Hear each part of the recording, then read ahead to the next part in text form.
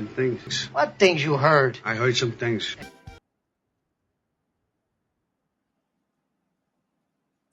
Whoa, ladies and gentlemen. It is me, the incomparable, often imitated but never duplicated, Edward F.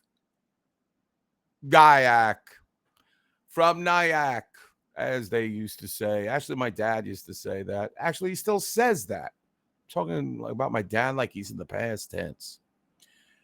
I've got a wonderful show. I mean, the technical difficulties and the technology today, I mean, they just aren't as reliable. Last week, Wild Bill couldn't get his flip phone synchronized to come on.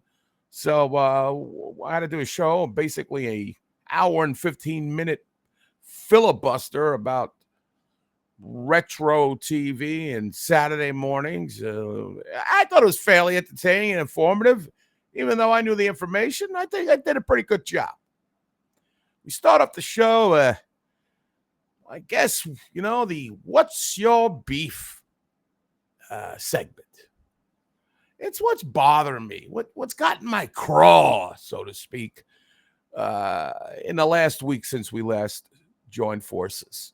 And I guess the first thing is people my age consistently disappoint me. I mean, it's just, you're old. You're boring. You're not thinking. And you're not experiencing life. For instance, I went to Maryland over the weekend, and I was in Boston. Now, listen, not everybody's afforded the luxuries of going places, but this self-imposed isolation by people my age, it bothers me. You should be experiencing life. You're going to die real soon. I got news for you. We're all going to die real soon. So live your life to the fullest. Don't let your world close in. And one of the examples are,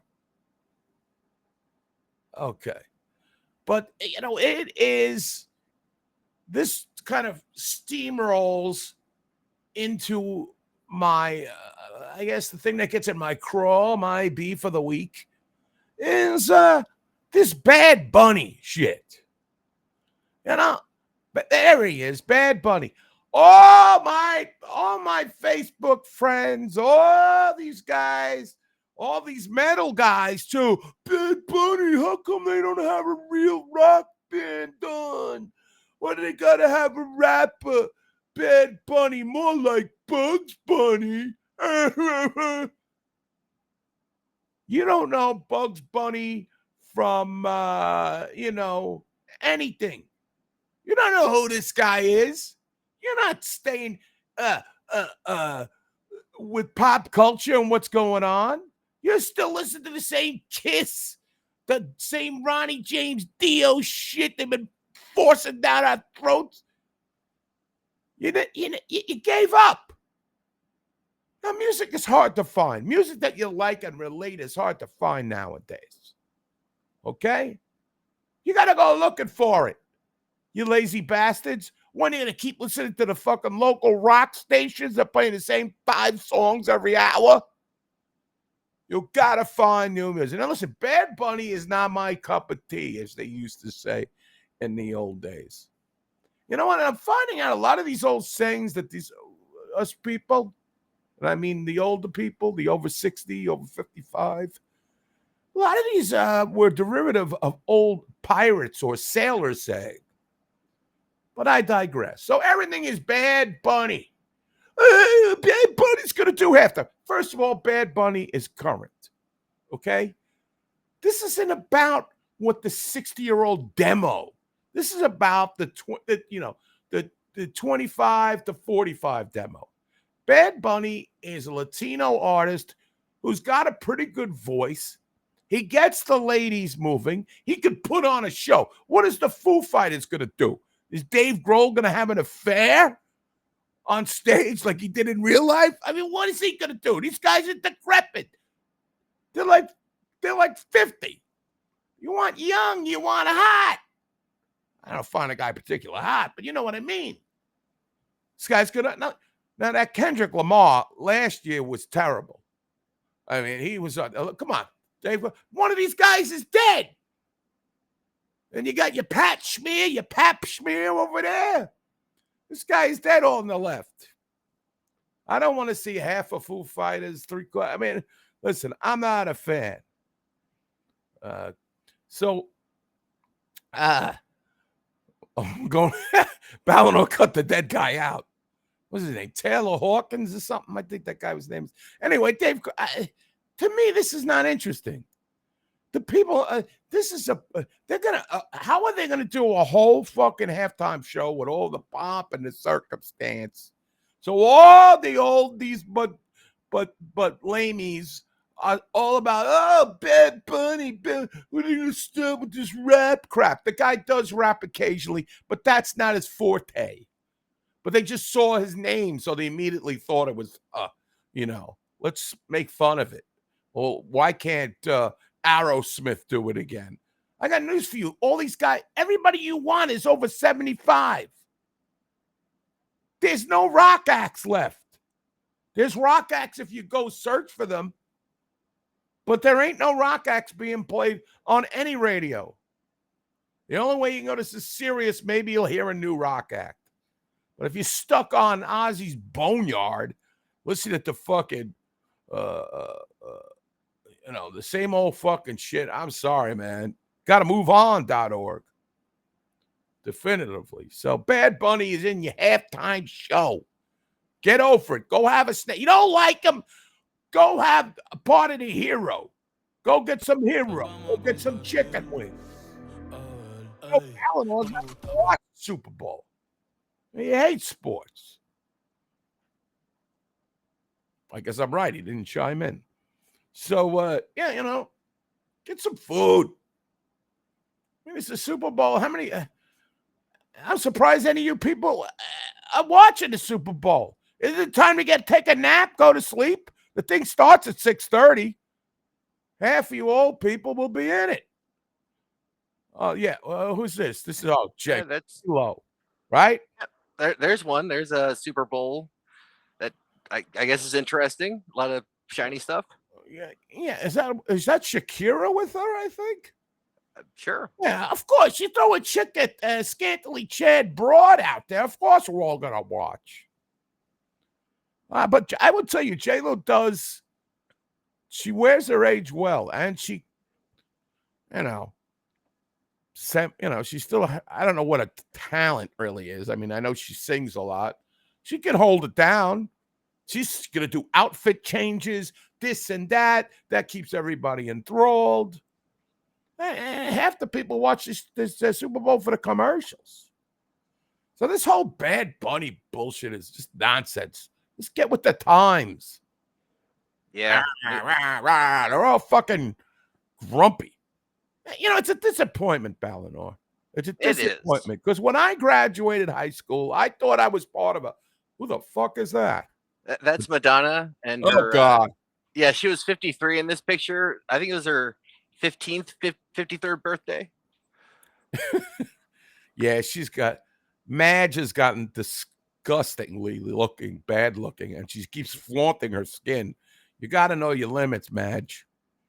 I can't handle this anymore. All right, yeah, I know. I can't handle it anymore. We got to get to a guest. We got a fantastic guest today, and this is a gentleman I've met probably in the last 5-6 years of my life.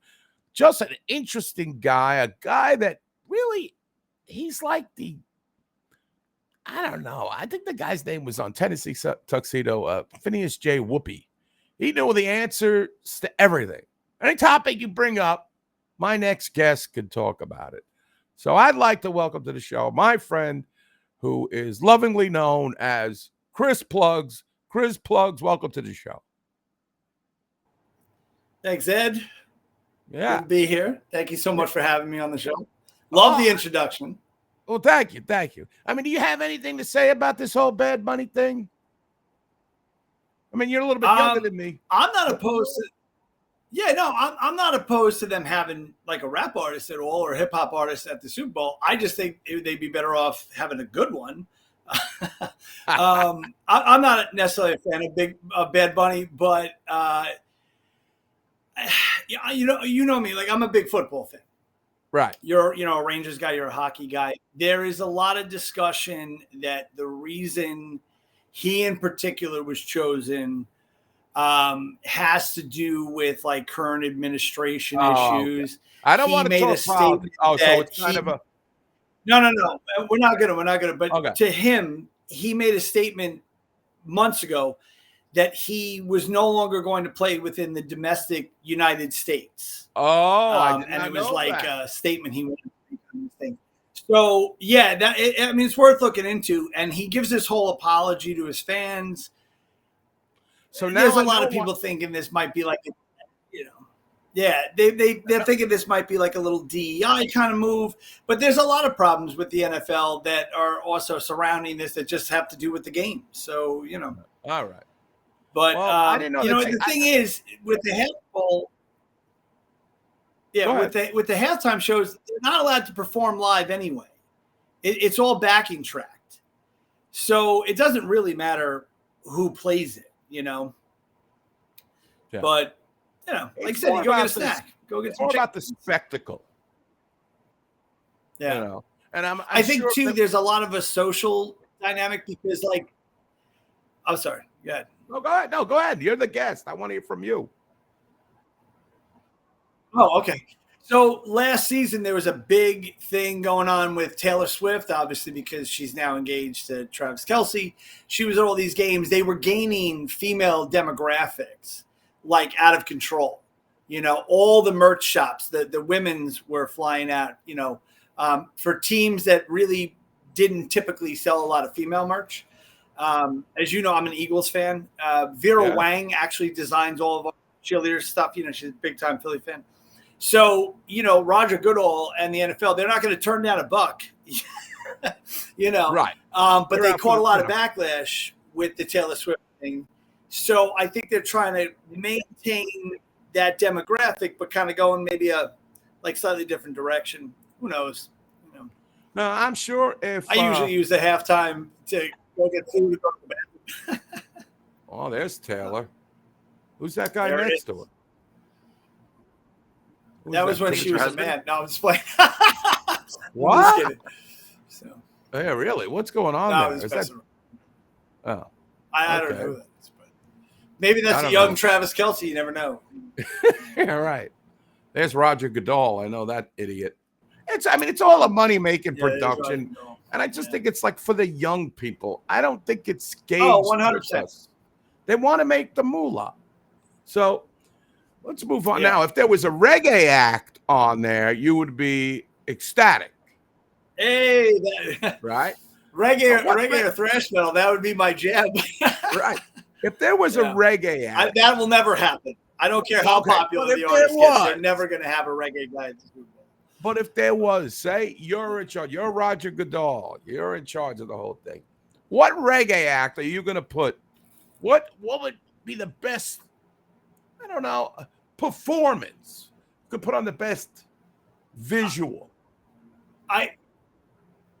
If they were going to choose a reggae act for the Super Bowl, I think it would probably go in one of only two directions.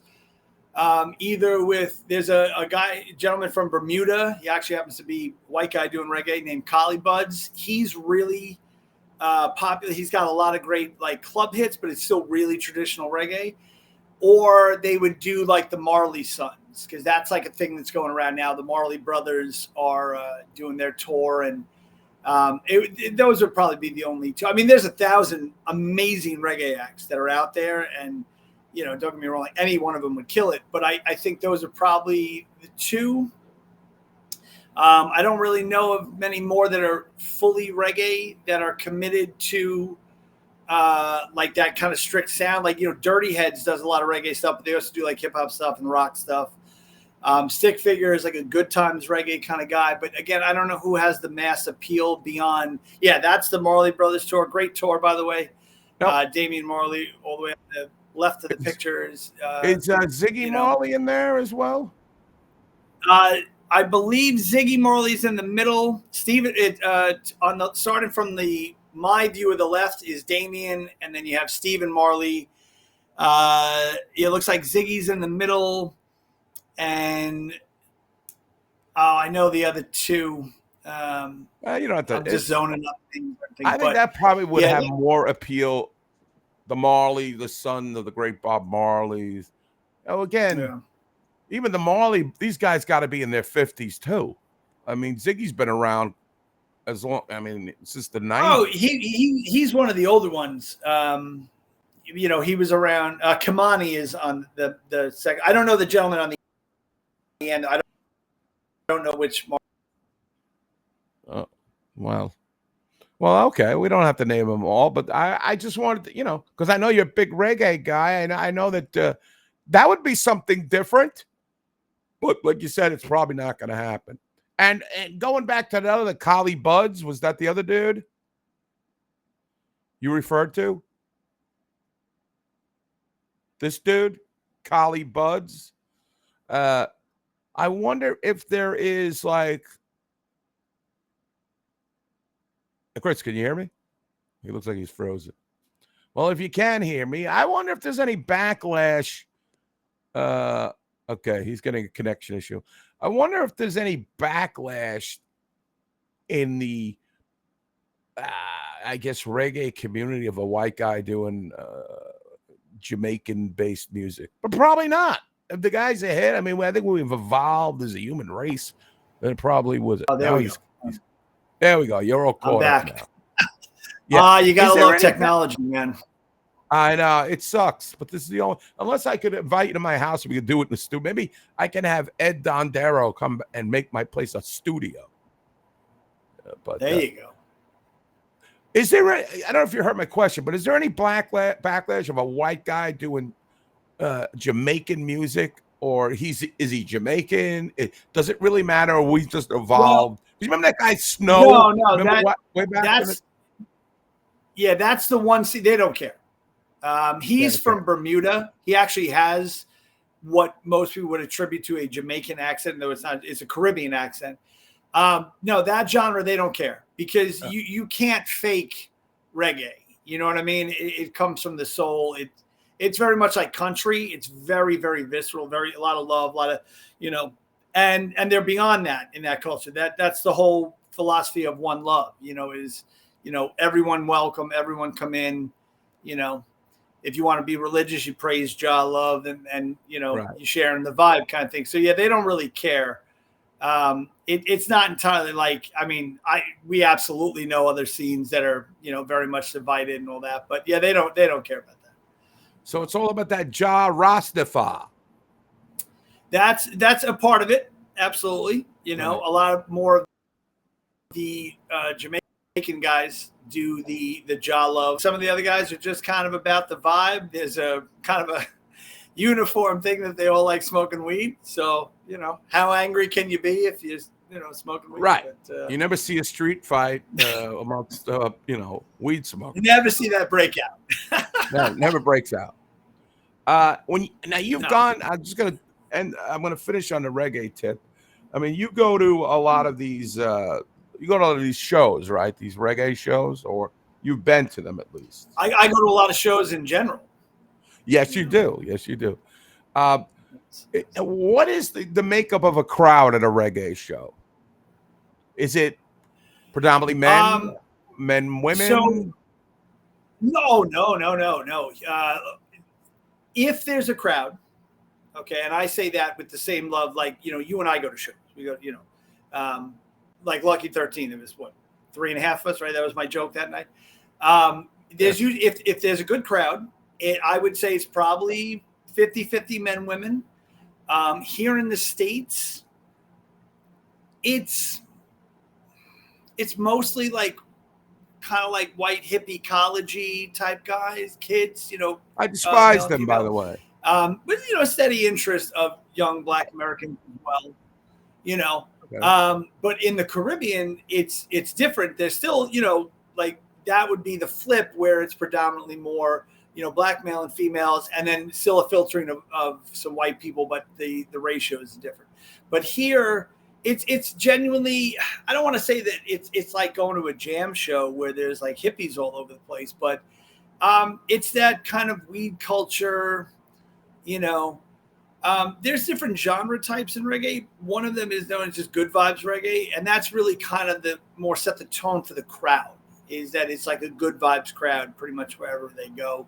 You do get a lot of college females that I would say want to like drink and dance, don't want to go to clubs, but it's easy listening, so they come out to the reggae stuff. But yeah, it's a laid back crowd, All right. Well, see, I got a little info about the reggae scene, which is, and you were talking about college kids. I recently went to Maryland, and my hotel was right down the block from the University of Maryland. The Turpins, is that what they're called? Nice. Turpins, which I didn't know was a turtle. Oh, I don't know. Yeah, I didn't know it was a turtle. Yeah. And I mean, I don't follow college sports, so yeah, I don't know them. I don't know the mascots. And then I was with a dude who knew, like, I don't follow college sports. Some dude I was with was like, I know all the nicknames of every. Hey, calm down, buddy. You know all the nicknames of college teams? I mean, come on, use your brain cells for something better.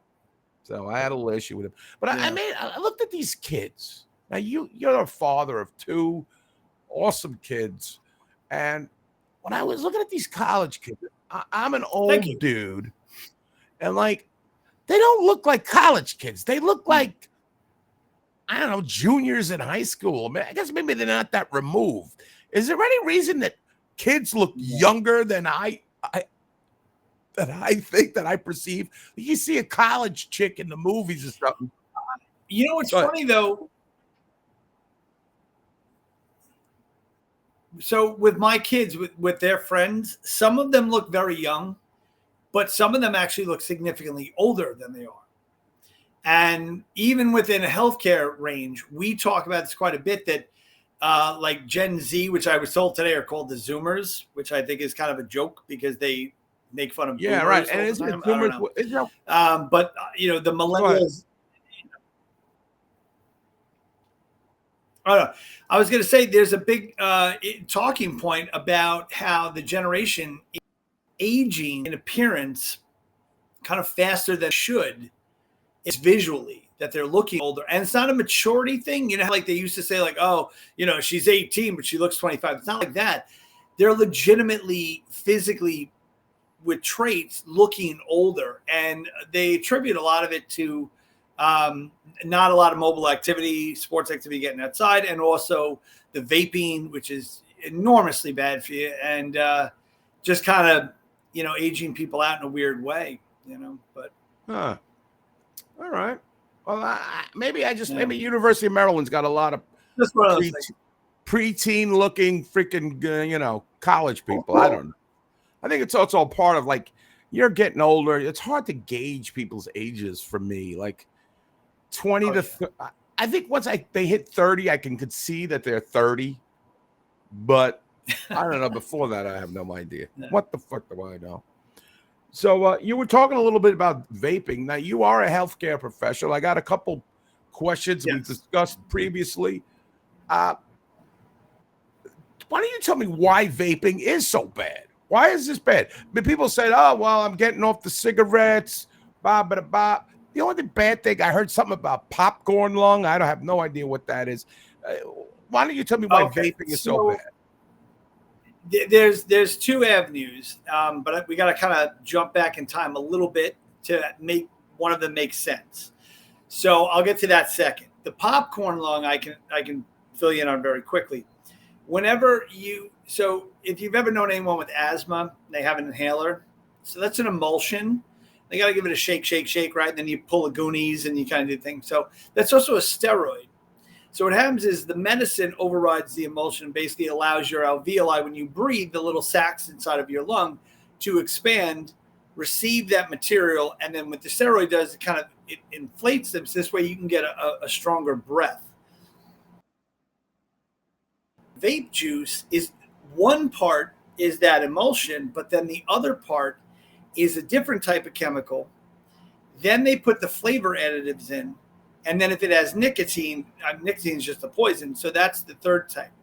And there's nothing to dilute the nicotine. So what happens is when you breathe that stuff in, the reason they call it popcorn lung is popcorn lung was essentially tagline after people back in the day that used to make popcorn. It would create a bit of a dust and they'd inhale it, and it creates this perpetual kind of cough that will never go away. And Really? you know, the longer you go with coughing, which is why coughing is very dangerous for you in extended periods, is it will eventually start scarring your lungs to a point where your lungs can't keep up with repair, and you will never be able to fully take in the amount of oxygen you would have been able to had your lungs been healthy and unscarred. So that's the popcorn lung thing. Yeah, this is like a great diagram. It really does. It just kind of leads to a lot of wheezing, the coughing, and then obviously just you're always short of breath, which just isn't good because your airflow also assists in your entire, blood flow, right? You need healthy oxygen to create healthy blood and everything. So, it's just not great. But the main reason that vaping is just absolutely terrible for you is because of the type of vaping that these kids are doing now in these box vapes, right? So like 10 years ago, there was mechanical vaping, right? And that is like, you'd see those guys, they'd be doing like cloud contests and they'd be huge plumes of clouds. And what it was like, it was, like let's call it a bowl kind of thing, right? And you'd have a coil. The coil would sit in this heating agent, that kind of thing. Exactly. The box mod, that's like an old school thing. And you would drip fluid you'd put a piece of cotton into this coil. You'd hit the battery button, the power button. The power button would ignite the coil, lighting it up, and then create a steam or mist or vapor from the cotton being soaked with the flavor, right? So you'd have to drip, drip, drip, and then you'd hit it, take it in, and, you'd blow this huge cloud. The thing is, those box mods that helped a ton of people lose weight, quit smoking, boom, right there's my man throwing a big cloud. Okay, they started taking a serious amount of money away from big tobacco. And the tobacco companies aren't taking that shit. They're like, hell no. And you can look at, there was like 2 or 3 years in a row, they were taking a loss, like a significant loss. So what they decided to do was they wanted to create something, and they literally, in the original types that they created, they actually looked like cigarettes. Steven Dorff it's funny, Family Guy just made fun of him the other day for this. They said he quit acting to vape. They were called Blue, BLU, and they were like, they looked like cigarettes, and you'd go to inhale it, and the blue light at the tip at the end would flare up, right? They were like shit. They would, too expensive. They limited nicotine. So what they decided to start doing was literally take over and make these new box vapes. There you go. And the box vapes, the thing about it is this. So when you were mechanical vaping, what you would do is you would go into a vape store, and the vape guy would say, hey, are you looking to get off cigarettes? And they'd say, yeah. Oh, are you looking to quit? You say, yeah, okay. What do you smoke? And you'd say, oh, I smoke Camels, or I smoke Marlboro Reds, or whatever. Each one of those cigarette brands equaled a certain percentage volume of nicotine. So Marlboros might be like a 9%, Camels might be an 11%, they would know, And so if you were going to start vaping to quit smoking, they'd find out what you used to smoke, and that would be your nicotine rating that they would start you at. So they'd start you at a 9. You'd puff, puff, puff. You're not going to be able to do it as much as a cigarette. And eventually what happens is your brain it's still getting what it needs, but now it's like getting a little bored. So then you drop down. And they used to do it in like 1.5 to 3% is the drop down. So you might go from a 9 to a 6, and a 6 to a 3, 3 to a 1.5, 1.5 to a 0. And then you puff the 0 for as long as it took you to get there. And then basically you've quit smoking and you're good to go. My brother did it 10 years. He's smoke free. God bless. God bless. With the box vapes, and yeah, truthfully, and big love, George, if you're watching this. With the box vapes, the companies can't account for what brand you used to smoke, right? So what they do is they put an overmax nicotine into the box vapes. So it is literally, I think like the highest nicotine in a cigarette was something like 13.7%, if I'm correct. So they have like a 14 in these box vapes. So right off the bat, that makes them exponentially more addictive because nicotine is insanely addictive to humans. And then they add flavoring and they add everything else. And so now you have this full unit and like 40, $50 or some shit too, which is crazy.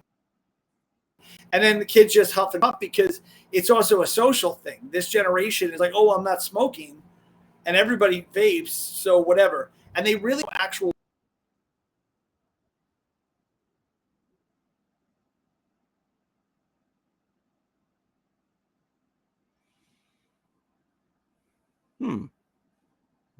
I was very interested in what he was going to say next. We'll have to wait for him to catch up. Balor, could you go back to that picture of that guy blowing the smoke there? Yeah, this thing, there's some kind of world championships of them blowing this smoke, which I find quite disturbing. I mean, they're actually having championships of who can blow the biggest smoke. And this world is just, maybe it was on the Ocho. The Ocho is always informative. Chris has lost his connection. We're not just going to talk about vaping tonight. You people are like, what is this? He's doing a public service announcement show? No, I find it interesting. It's my show. I'll do what I want. I'll talk to whoever I want to. I like informing myself as well as doing other things with myself. Yes. Whoa. So we've explored vaping is just bad, man. And he basically said nicotine is poison. Yeah, I mean, the next thing we're going to be talking about are not nearly as bad. Well, yeah. Anything we can talk about could be well. So Chris is going to try to rejoin us here.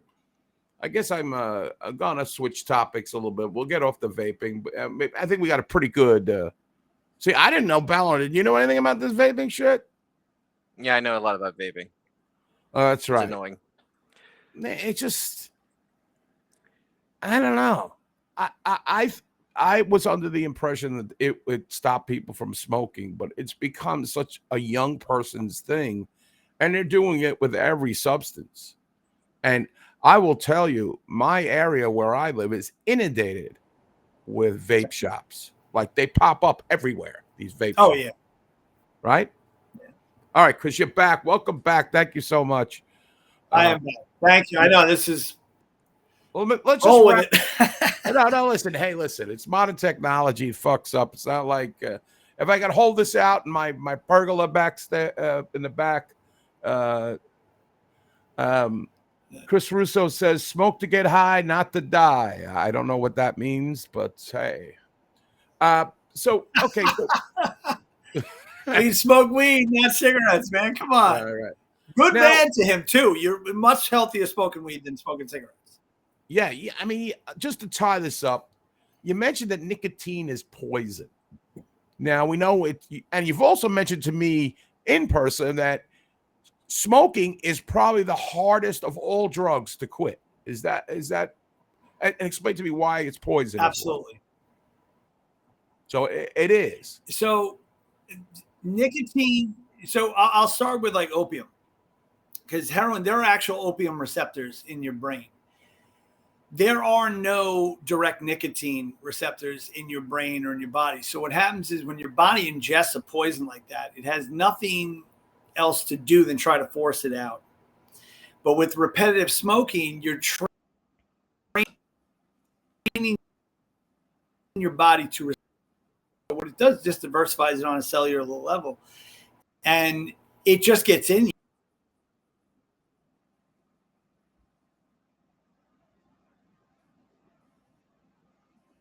Literally shooting intravenous cocaine than smoking cigarettes.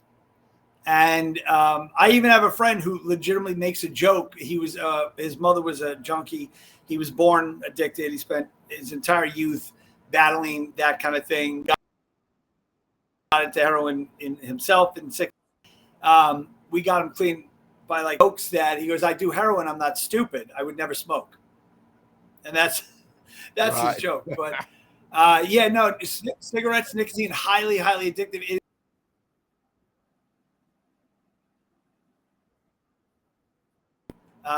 You know, if you ever looked at, like we were talking about the vaping, when you look at the coloration of that vape juice from a few years ago with the different nicotine levels, it gets darker.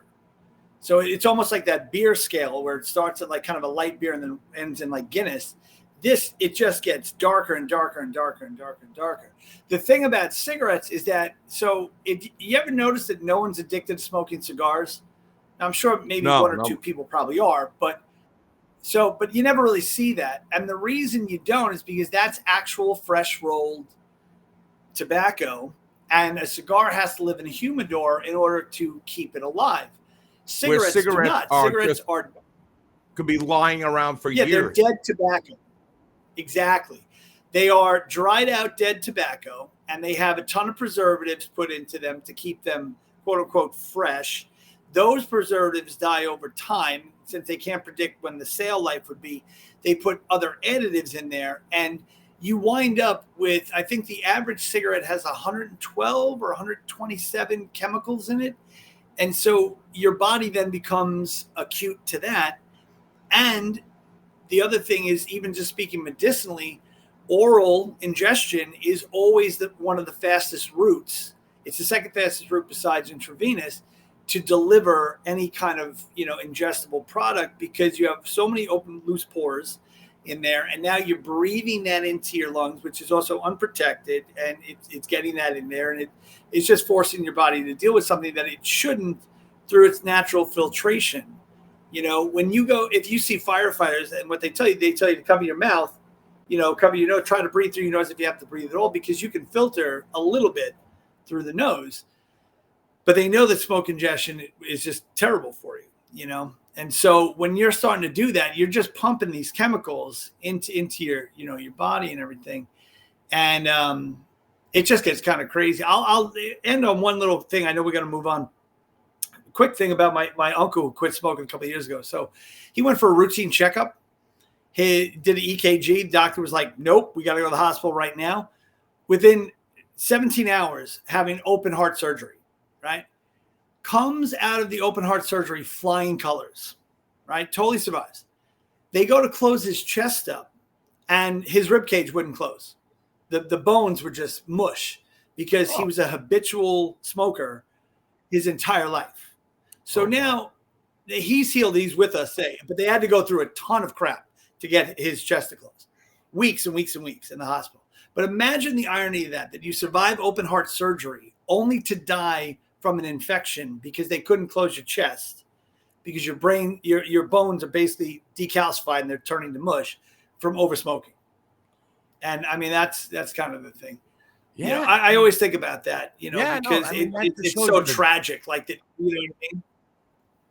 Yeah. I mean, it's and that was even with me with the aneurysm. They kept asking me, "Are you sure? He doesn't vape. You don't vape. And my wife was like, "No, he doesn't do anything. It's just coffee, water, and beer." Right. Like he doesn't smoke or anything. That's that was a concern. Yeah. Yeah. Wow. Coffee. Listen, everybody's got to have their their vice of coffee. I think it's okay. I'm not a coffee drinker, which shocks a lot of people. I don't like anything hot that drink. I don't even like soup, which shocks a lot of people. So my brother doesn't drink anything hot. One of my former guys, Big Tiki Steve, if he's watching Big Love, he doesn't drink anything hot. And my wife really doesn't drink anything hot either. Me, I am fully addicted to coffee. I love coffee. If you were addicted to circus peanuts, if you were addicted to circus peanuts, then I would have questioned, your mentality, where you are. But your coffee seems to be. I would have questions too. Yes, circus peanuts. Yeah. There's only one person I know enjoys it. Anyway, I guess it'll be a good transition to going from circus peanuts to let's talk about the retro. This is something I find fascinating about you.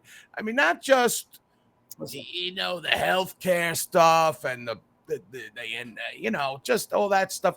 I love the fact that you, and I just learned before the show that you have headed several retro arcades or been involved with in the last how long? I mean, how long have you been interested in? Tell me about. Since I was a kid.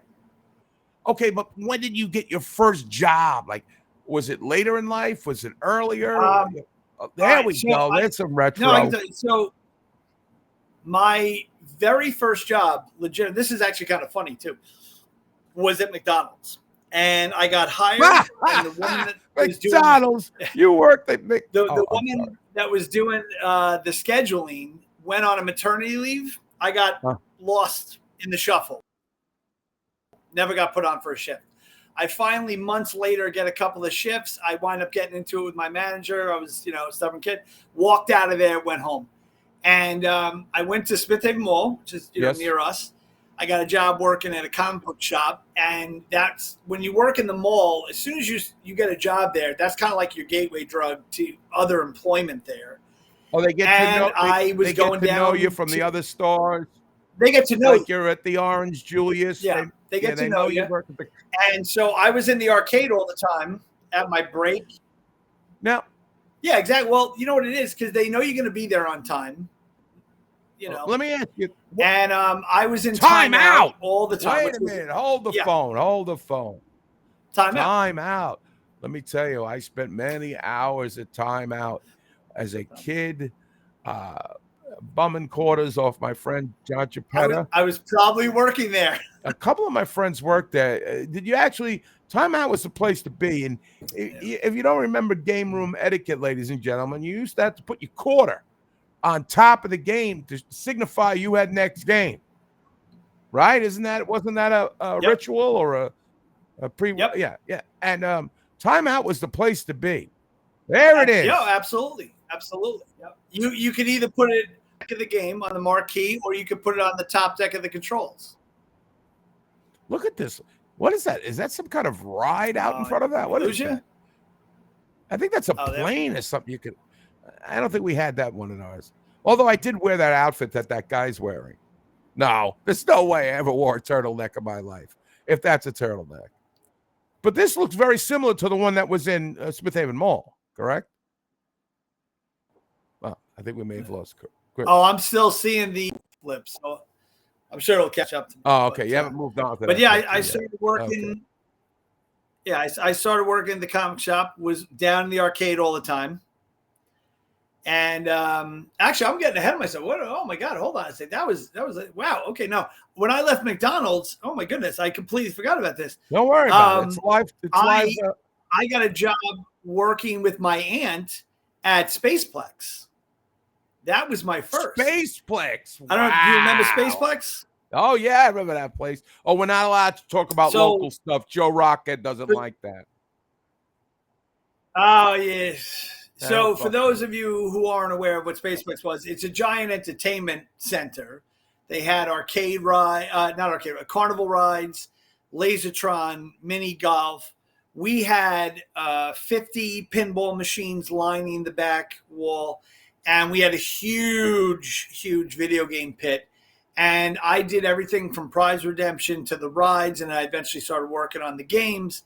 And that was my first introduction there. And then when Spaceplex closed, I went to the mall, started working at Planet Comics, and navigated my way down to Time Out. And eventually I went from just working Time Out as a general tech all the way to manager and then regional manager.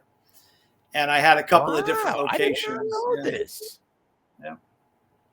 Wow. And then we have to fast forward like 20-something years, and I did a small stint, couple months, at the guy in the mall now, but we don't have to talk about that.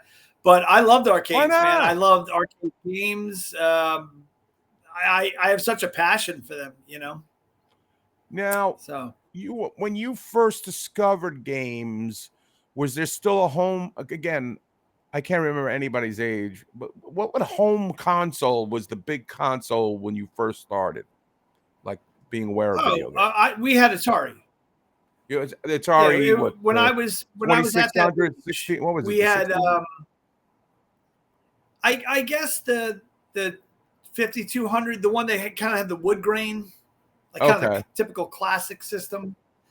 That and Coleco and Intellivision were really what was out. ColecoVision was the bomb. I'm sure Nintendo. Yeah, Nintendo was on the threshold, but that's the one. Yep, that's the one. Only came with one controller. Yep. Yeah. Gotta go buy the other one. Yeah. They started you early. Yeah. Getting your money. Yeah. But no, I always loved stand-up machines. There was just something about it. It was like a full immersion, a full escape. I knew almost every location within a 5-mile radius of my house that had a stand-up arcade game. We had a restaurant in Selden. Joe Rock local. Sorry. Oh, don't mention anything local. We had don't worry about him. A local restaurant. Guy's a moron. That was called, it was called April's, and it was a burger joint, like a 70s. Yeah, I remember April's. They used to have small burgers there. Like, there were small. Yeah, they did the biggies and the littles. Yeah, I remember that place. Near the go-kart. Yeah, near the go-kart range. Near exactly. the go-kart. And so you would go in there and, you'd walk into the counter. The seating was off to the right. And then behind the seating, they had an arcade. And, the guy wasn't dumb. He had like 10 or 12 games there. So we would ride our bikes up there. We could bring them inside, put them in the one corner, play all day, and then go home. The go-kart range had a small shed with a couple of arcade games. Yeah, I remember that, There was video, like rental stores, laundromats all over the place. But the big one for me that literally probably started the addiction was that we had a Child World toy store. Because there was Child World, Play World, and Toys R Us with the 3 back then. KB was a little smaller, but the big guys, So we had a Child World, and right next door to Child World was this store called Channel. And Channel was like a Home Depot back in the day. Okay. And the one that was in my town, the alleged story, there it is. The alleged story is that the owner's wife got caught in the rain shopping. And she said, I never want to have that happen to me again, being locked out and getting caught in the rain. So he put a glass awning enclosure over the front of Channel, tiled the inside hallway, and this way contractors could wait in there without being rained on. And they had a video game, and it was called Satan's Hollow, and it was a great single game. stick. By the way, a fantastic game, amazing, one of the best games ever. And absolutely, and very complex too at the time, And so that was in that glass overhang, so I could go there all year round, rain, sleet, snow. It doesn't matter what the weather was, and I could go up there and start pumping in quarters and everything. And it was just definitely one of my all-time favorite games. That's it. Love that red stick, the demon on the side. And just all of that culminates. No, I was going to say, the demons would throw pitchforks at you. You had to build a bridge across the hollow in order to advance to the next level. There it is. Yep. There's a demon. You had to get 4 parts. Yeah. Yeah. This was you had to kill enough of them to drop the piece. You had to collect 4 parts, then you could cross over, and you keep going and keep going and keep going. It is still to this day considered one of the most difficult arcade games ever made. And it was a beautiful machine. It ran perfect. And I was up there all the time. The audio was great too. Like the way they would come screaming down. It was like, it still is my favorite arcade game. I think. No, it's tremendous. It had nothing to do with me worshiping Satan at the time. It was just I like the video game. Well, that's what I was going to say. I mean, I'm 7 years old, right? And I get into metal and reggae at the same time. So me being a young metalhead and going up and seeing this game was, dude, let's rock, Right. This was amazing. And my parents didn't have a problem with me playing it. And why that's actually important specifically for me is that I went to a Catholic school when I was younger. Uh-oh. So heresy, you heretic. Of like, Satan's Hollow, but my parents were cool and they were like, no, he can think for himself. So it was everything kind of, all the pieces fell into place. And that was one of those ones I started working towards. And when I would play, I sucked for so long at that game. And then I started getting good. It took a while. Crowds would form every once in a while, It took a while. Yeah, it took a while. And Yeah, this was a great game. Arcade games were designed to be entertaining, but also make money. And it is in that aspect that they are far superior to any video game today. I mean, the graphics may be better, the sound may be better, but I mean, how many times can I play through Elden Ring when I've already gone through the game, 150 times? You know what I mean? Right. Whereas with an arcade game, the level of challenge is that they're designed in such a way that you probably can't beat them. Well, and then there's certain games that just don't have endings. So, right. Now, as an arcade guy and working in the art, there were settings in order to make the game like a ridiculous challenge. Like I would put a quarter in the game, and the next thing you know, everything's flying at me, and I'm dead. There were settings, right, to kind of maximize profit. Well, it actually, although it did maximize profit, it actually doesn't even come from that. So where it comes from is that Japan is very prideful in all of anything they make. And they would make games, whether it was for the arcade or it was a home console, and they would just have a regular setting. Right? And so what would happen is when they came to the United States domestic market, customers here were demanding more of a challenge. So these games had to go back. They had to ramp things up a bit. And now that's when you got the selection of do you want normal or hard, right? That's pretty typical for a home console. And so that was something that they started to add into the arcade systems. A lot of what it was mostly to keep up with certain frame rates for the CRTs. But for example, like I'm very particular about my Miss Pac-Man machines that I play on. I won't play on a slow setting Miss Pac-Man machine because then they're just looking to steal money from you. You know what I mean? You can tune the speed, and you need that. Now you don't want it too fast, but you don't want it too slow. There are other things too. There were certain chips that you could get. You could kind of put on little settings that could ramp up a little more difficulty, things like that. It was really meant very earnestly to increase the challenge. In turn, it causes them to make more money because obviously then you just keep pumping quarters in and, I won't be beaten by a game and, meanwhile, like $20. I always hated the game like that wouldn't give you like 3 starting ships or 3 Pac-Mans. Like sometimes they would cheese you and there'd be one with 2. I'm not playing that. So I think it was counterintuitive for them to have that because, after one play, I'm not playing it again. And then conversely, when you saw something with 4, you're like, hey, I'm playing this. I got an extra chance. I got more time. Because it took a while to perfect playing these games. And you would spend a lot of money getting into it. And I remember when the games went from a quarter to 50 cents. This was a big thing for me. The first game, that was huge. Yeah, the first game I remember that went to 50 cents was a game called Dragon's Lair. This was a CD-ROM game. It was the first CD, and there was also another game called Space Ace. Laserdisc, thank you. They were Laserdisc. Yeah. And this game, in order to progress in the story, you had to go right, left, you had to memorize it. And if you didn't know exactly what to do, you were going through a lot of money. You were done. They had a place in Penn Station. As a matter of fact, I think it was called Subway, which was like the gathering of all the nerds waiting for the train to play all these games. and there's Dragon's Lair. Did you even attempt to play Dragon's Lair? I was kind of like, I've beaten all 3 of them. So there's Dragon's Lair 1, 2, and Space Ace. Yeah, I remember Space Ace.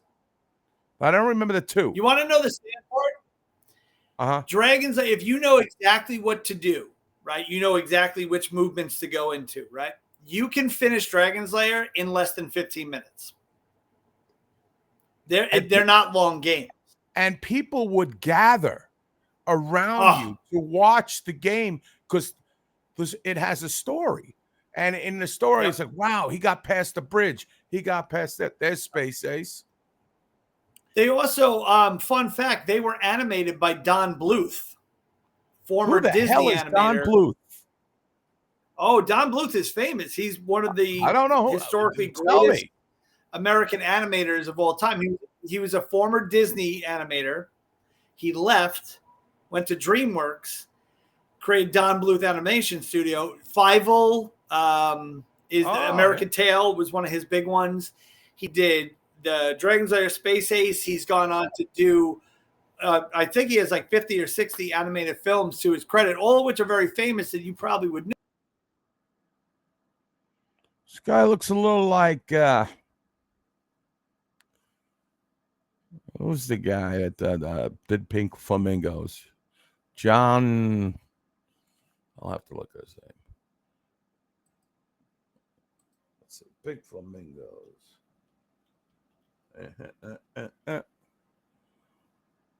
Yes. Yeah. John Waters. He looks a little like John. Whoa, look who he said Washington State Summer Gone. He doesn't look like that now. That's false advertising. Hey, there it is. Chris was right. No. That's That's him like 70 years ago. Oh, okay. 70. He's going to be there. There's Don Bluth. Chris, I told you, Ballinor, he is a plethora of knowledge. He knows everything. You could talk vaping. You could talk cartoons, games, anything. He just knows it all. He should have his own show. Who else we got there? Yeah, I guess I you're wonder fired. who that baby is. That Baby the Dragon? I'm not sure. But anyway, Don Bluth is a acclaimed director and an animator. Yeah, it's the dinosaurs one. I think there's like 70 of them now. Oh. Land Before Time. There we go. Land Before Time, that's from? Yeah, the dinosaur there next to Fievel. There's some princess up there. I don't know who she is. Yeah, that might be the Space Ace. She was kind of like sexy at that time.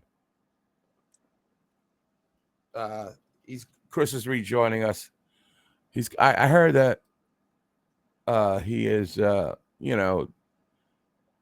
going to come back with better internet next time. We're definitely going to have him on. I mean, he is a wild card. He knows what he's talking about. We were talking about Satan's Hollow. Another game I really like was a game called Gyrus, Gyruss, and that's where you started off at the first planet next to the sun, or maybe it was the opposite. Maybe you started from the outer galaxy, and then our galaxy, the outside of our galaxy, and worked inwards. That was pretty cool. You had I don't mean to be off topic here, but I have some news for you if you'd like. Go ahead. Wait, breaking news. Yeah, this might be pertinent to what's happening with our friend here. Okay. AOL shut down its dial-up internet service on September 30th, 2025. So a few days ago. Oh, really? So AOL is no more? Yep, it's no more. They not even have their email anymore? I don't know if they still have the email, but I'm assuming that your friend here is on that dial-up. Ah, come on. That's low. It is funny. Maybe his AOL account is not working. There's Gyrus. Boy, 83. Those were the days. Yeah. You're like, yeah. But they were, man. I don't remember that, but yeah, sure. Yeah, I know. It's the 83. I'm just getting out of high school. The world is my oyster, as they say out here in New York. But, I'm thinking Gyrus. I think I may have gotten something wrong with that whole thing, but I'm talking to myself. But yes, Gyrus was a great game. Yeah, there's some gameplay footage of pixels doing stuff. Yeah. The stuff would come from the center outwards, and there's like a meteor there. There's some satellite.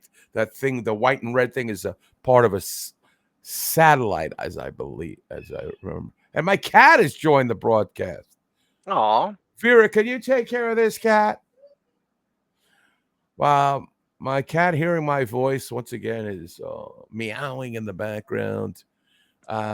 Maybe my cat's AOL account has been canceled as well. We never know. Puss in Boots at AOL.com.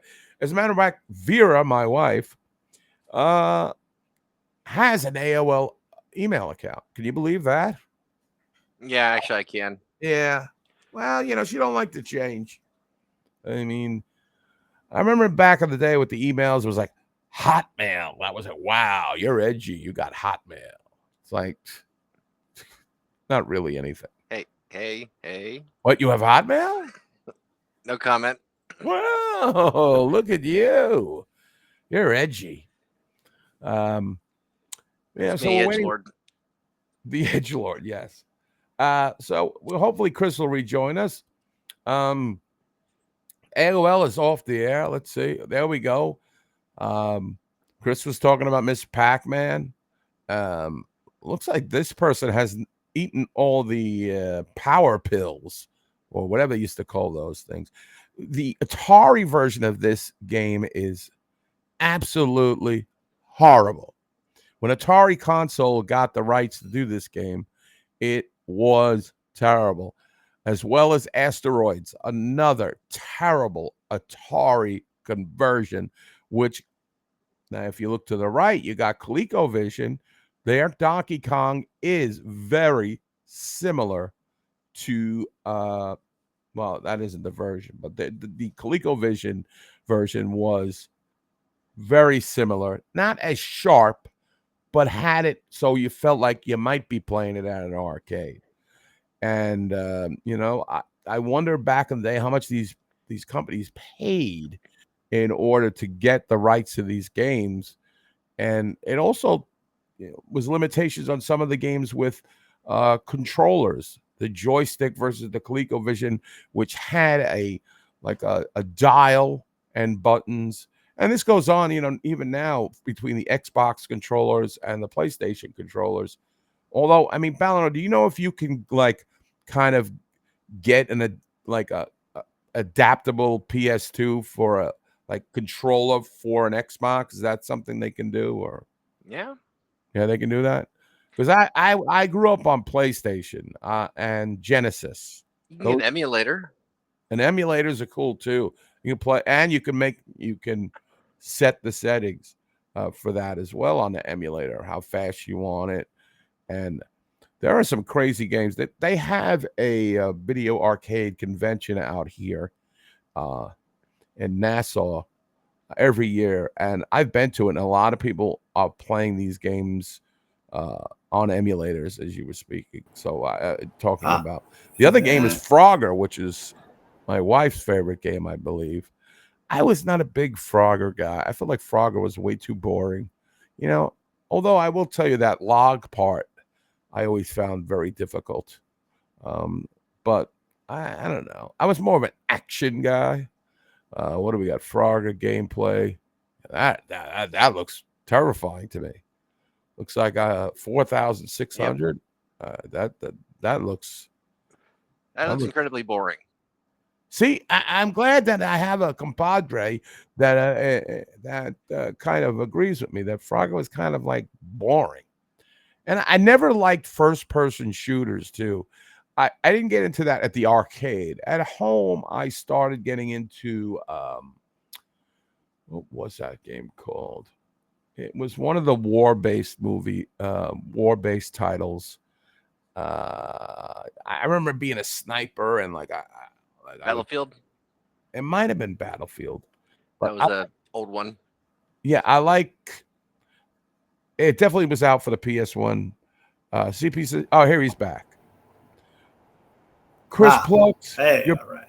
Yeah, we're back. Call of Duty, maybe? Is that what you're thinking? Yeah, Call of Duty. But I remember going from town to town and sneaking. And I like that. I never liked the games you shoot a ghost, you shoot zombies, the arcade games. I never really liked that. House of the Dead, yeah. Yeah, that was not my my jam, so to speak. But for me, there was a small window in which I was in arcade games, and then it got too difficult for me to play. I just didn't have the reactions. What was your jam? You mentioned Miss Pac-Man. What was another big jam for you as far as arcade games? when I first started going to arcades, it was definitely, I loved Miss Pac-Man, Baby Pac-Man, Donkey Kong 3, which is incredibly unique. Not like any other Donkey Kong. You're actually spraying this like insecticide up. It's kind of almost like a shooter. Wow. Galaga was a big one. Yes, which You know, was I like top-down shooters. And then when the 90s happened, I got straight into fighting games, you know.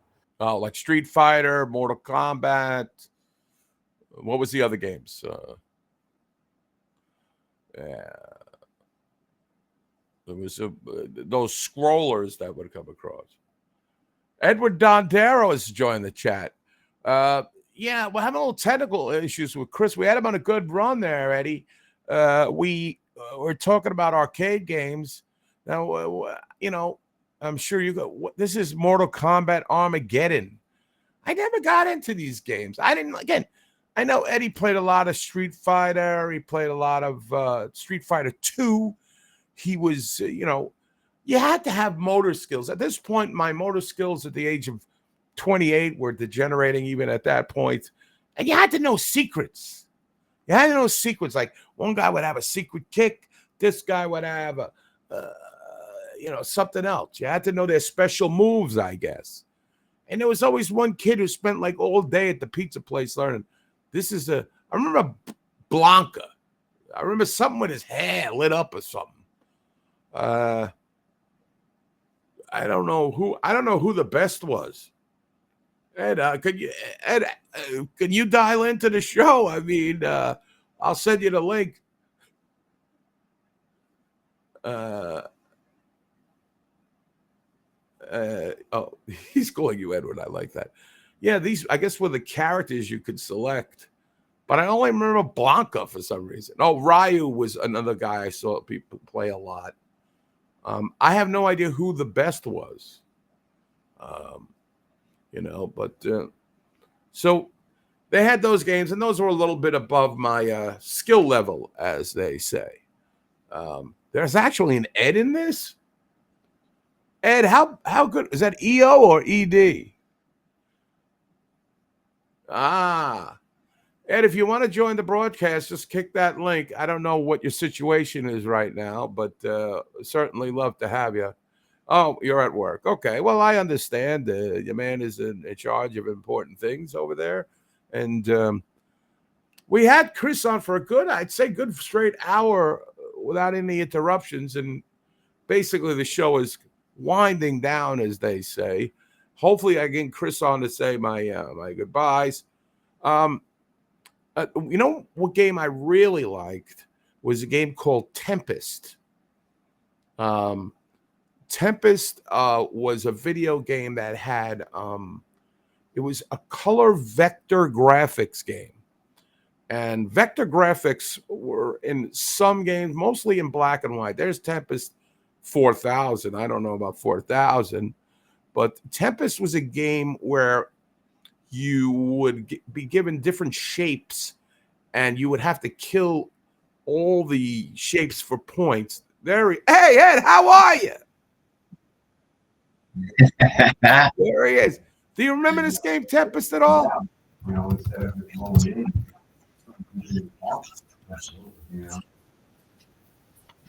Wow. Ed, can you hear me? I don't know. Can you hear me? Yeah. There he is, the great Ed Dondero. How are you? I'm in my office. Wow, look at this. Who's that? Oh, here comes Chris again. Yeah. Chris has like the bandwidth. I don't know what's going on with his. Back now, and I think we're lost. All right, listen. I gotta go start the men, so I gotta go. Okay, all right. Well, thanks for checking in, bro. I'll see you later. Right, Get out of it. See, you take. Chris. Wow. He looks very. All right. Now Ed didn't turn off his camera, so we're going to see everything that goes on at work. Oh, there he goes. Chris, can you hear me? Tommy, can you hear me? Well, we were talking about Tempest. I don't know if you remember that game, but Chris looks like he's having Kinda. You kind of remember that game? Yeah, well, you are younger than me. This is Tempest. This game. This game is hard to find. Amazing. This game is hard to find, even if Love you want to second. buy it secondhand, because there was a problem with this game where there was a part that would burn out, and I don't know what the actual name of it. So it's very hard to find, and I haven't seen it available. It would be hard to play on a mouse but apparently there was. I never tried it with an emulator, but this game Tempest was my jam. If you got past a certain level, there was a urban legend that of all the hundreds of shapes or the 50 shapes they threw at you, there would be a level where it was just completely black and no shape, and you had to play basically, with no shape. And it was, oh, you ever get to the black level? Oh, yeah. But it was never confirmed. I never witnessed it, so it probably didn't happen. So, and look, you got another guy, EJD. It could have been me, Ed. There's Tempest and the $4,000 original, all new art and electronics. Now, I think if that would be a deterrent for me to buy this. Hey, I think this is a good idea for a birthday gift for you. $4,000? Vera, I would no. I mean, it does ship from Illinois. Maybe we could save on the shipping. I mean, if we went out there. Why is Ed still on? Please make sure Ed's not on. So I want him to keep his job. But it's quite amazing. All right. So it looks like he's pretty much done. And I know he's probably frustrated, but I'm going to tell you the time that he was on was awesome. And Balano, I think you'll even admit that you might have learned some things today from Chris. I always learn things from this show. Yeah. It's amazing. Chris, how are you? I'm back. Oh, okay. Well, we've kind of run out of time. I see this. I know. I feel bad. Maybe we'll have you on again in a couple weeks, maybe a couple days before. We'll kind of do a test run to make sure everything is going better. You're doing better. I'm going to get my son on this. He's a network guy. Oh, that's what we try need. to figure out this whole thing. I'll tell him, Big Ed needs me on. I heard things. Oh, yeah. I got to get this right. We got to get I heard a lot of good things today. I heard about the popcorn lung. I heard about the reggae. I heard about the arcade experience. I heard about the home arcade. We got plenty of top. I actually have, I don't have, it's not a prop, but I brought something with. I don't know if you can see this, but I'll try to put it up to the camera. It says, I'll try to get, there we go. Team Namco. Right. So that was from when I was running Timeout towards the end of our run. Namco had bought Timeout from Edison Brothers. And part of their little swag pack was this branded Swiss Army knife, along with a ton of games and, swag shirts and all that kind of stuff. So this knife is from probably like 1995 or 97 maybe. Wow. Been with me the whole time. When was the last time you've used that Swiss Army knife? I actually use it quite often. Oh. Yeah, I've never met a tool I didn't like. So right, you. Well, I'm the biggest tool you know. I don't know about that. But well, I thank you for joining me, and absolutely. I'm gonna have you back in like 2 weeks. So, but get your son on the job. And yeah, we'll get this thing going for real. I'll make sure everything's dialed in, and whatever is going on. Did you see that Brother Ed joined our conversation there for a minute? No, because I don't have any of the who's talking, who's watching. Oh, well, he joined us from work, and then said, I have to go because I have to go talk to my crew. Yeah. That he's working. And then he left his camera on so I can hear everything that's going on. But we decided we want him to keep his job. Yeah. So we muted that. Valinor, the great producer. Yeah. Well, thanks again for doing it. You don't want it. That's good. Yeah, you. Oh, no problem. Thank you so much for having me. And like I said, I was really looking forward to this. So we definitely can do it again. I'll make sure everything Don't is worry. worked out. I don't know if it's my end, your end, both ends, whatever. It's probably my end. It's probably It yours. takes a while, and I really should get together with you guys, like the guests, a day before, not waiting the last half hour like I do. But I try to keep the spontaneity going, and I mean, we're close enough in proximity in real life. Yeah, that's why I thought maybe you had an actual studio or something. Yeah, I'd just come down. We could right. and Well, just do who whatever. knows? I may get Brother Ed on this, making me a studio. He likes what I got down. I'll build the studio. What? We'll get it all. I'll build up the framework. He can wire it up with the microphones. That's great, man. We'll get this thing going, man. All right. Thank you so much, Chris. I really appreciate you taking no the problem. time. I'll see you soon, Ed. Absolutely. And Take care. goodbye to everyone that was watching. So Yes. Good night, my friend. You well. Thank you. You as well. Man. There you go. The great Chris Plugs, a fountain, a legendary fountain of information, as far as I'm concerned. Once again, the fourth show is now in the books, as they say, and it will continue. I like the fact that friends are Facebook messaging me while I'm on a show that's being advertised on Facebook. So they're like, I don't even know you have a show going on, but I want to know what you're doing next Monday. Well, they're getting unfriended. I'm only kidding. But Ballinor, once again, another bang-up job. I mean, on the fly with the graphics, with the videos, with the Bad Bunny stuff, with the arcade stuff, with the drug stuff, with the vape stuff, all over the place. And he comes up like, just a gem once again. So, Ballinor, I thank you for all that you do. And we're going to say goodbye. And good night. And thanks for joining us. Okay. Good night, everybody.